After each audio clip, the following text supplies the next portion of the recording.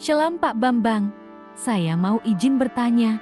Jika Yesus itu Allah, mengapa bisa mati? Mohon pencerahannya. Sebetulnya saya jawab gini bosan juga, tapi enggak apa-apa lah. Kita orang sabar lebih daripada para pahlawan.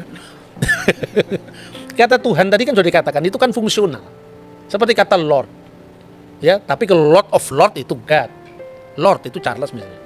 Kalau Charles mati, yang mati itu apa Lordnya apa Charlesnya? Ya Charlesnya. Lord tidak bisa mati kan, Lord itu jabatan. Semisal misalnya Presiden Soekarno wafat. Yang wafat kan fisik Soekarnonya. Presiden kan itu jabatan, mana bisa jabatan wafat. Makanya dia yang dibunuh dalam keadaannya sebagai manusia. Bukan Tuhan itu dibunuh. Tuhan tidak bisa mati. Kalau di dalam kidung-kidung gereja ortodok ya, gereja timur itu ada ungkapan misalnya Kudusullah, Kudusul Qawi, Kudusul Lati la yamut irhamna. Kuduslah engkau ya Allah, kuduslah engkau yang maha kuasa. Kudusu ayyuhal qawi, Kudusul Lati la yamut irhamna.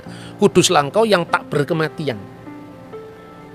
Ya, kasihanilah kami. Tapi ada rumusan yang berasal dari gereja-gereja non-Kalsedonian yang berbunyi ya, Kudusulillah kudusulil qawi kudus, Kudusulillahi la yamut irhamna, Kudusun kudusun yaman sulibta anirhamna. Kuduslah engkau ya Allah, kuduslah engkau yang maha kuasa, kuduslah engkau yang tak berkematian, yang disalibkan bagi kami, kasihanilah kami.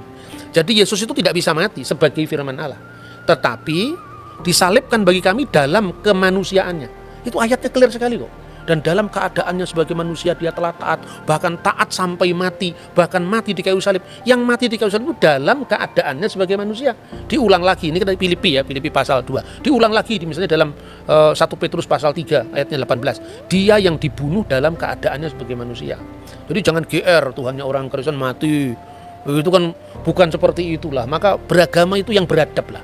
Menilai orang lain itu dalam presuposisi agama yang bersangkutan. Kalau agamanya pengkritik ini dikritik kan ya marah, ya. Maka janganlah suka membuat kesalahpahaman, memelihara kesalahpahaman, memelihara paham yang salah meskipun sudah dijelaskan. Agree in disagreement. Kita berbeda dalam, ya kita setuju dalam ketidaksetujuan. Kita memang berbeda, kita memang tidak sama, tapi kita bisa bersama-sama. Bahwa dalam setiap agama itu punya misi, punya dakwah yang tidak usah dipersoalkan.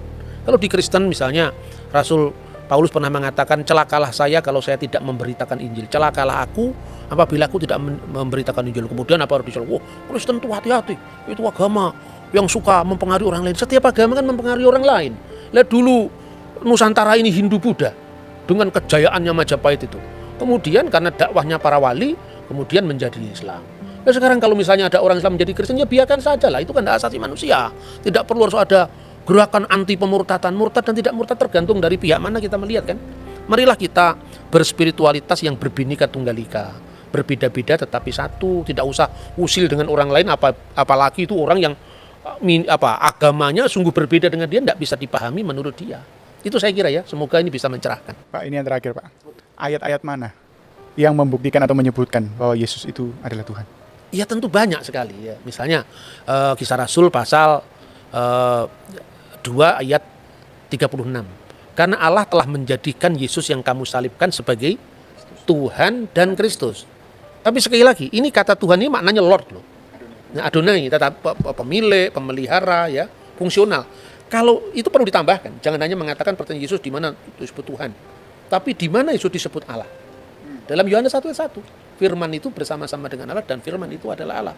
Firman itu adalah memra Allah, tapi sekaligus memra min khedem Allah. Firman yang itu adalah bersama-sama dengan Allah, min khedem Allah, sekaligus firman itu adalah Allah sendiri. Ya, terus terakhir barangkali ya, orang mengatakan, di mana Yesus pernah mengatakan, ya akulah Allah, sembahlah aku. Ya, tidak ada ungkapan seperti itu. Tapi apakah berarti kalau misalnya Jokowi tidak pernah, saya presiden Indonesia, hormatlah kepada saya, nggak perlu. Orang sudah tahu kalau dia Jokowi, presiden, ya tahu. Tuh, kalau dalam konteks kitab suci, pertanyaan itu bisa dibalik. Di mana di dalam ayat Alkitab pernah dikatakan, aku, kata Yesus, bukan Allah. Jangan sembah aku. Nggak ada. Apa berarti mereka mau mengaku? Kalau gitu Yesus Allah kan tidak seperti itu. Wong dia Islam kan tidak mungkin mengaku Yesus adalah Allah. Kita Kristen tidak mungkin mengakui Quran itu adalah firman Allah atau Muhammad adalah Rasulullah atau Nabi Allah. Setiap agama itu kafir terhadap agama lain. Tidak usah kita menstigmakan orang lain kafir, orang lain yang berbeda harus kita musuhi, tidak perlu. Karena apa?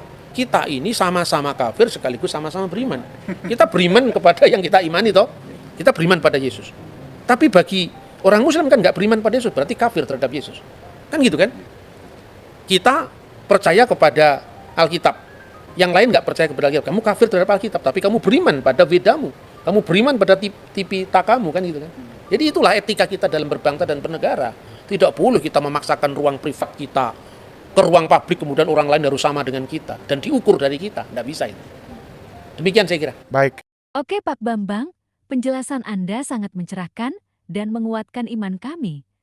Terima kasih, Tuhan Yesus memberkati.